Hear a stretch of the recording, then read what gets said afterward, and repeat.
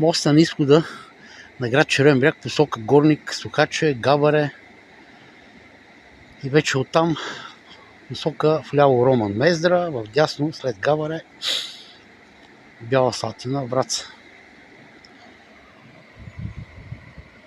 Съборен, още малко има, гледам, тук желязо виждам, бетон за извозване, но хората се справят.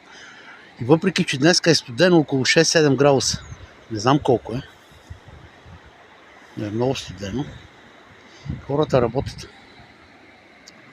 Работят хората.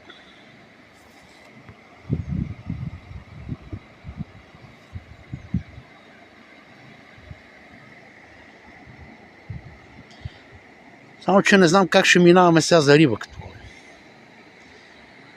Откъде ще можем да минем, ако трябва да отидем на риболов, след като тук вече не може да се минава.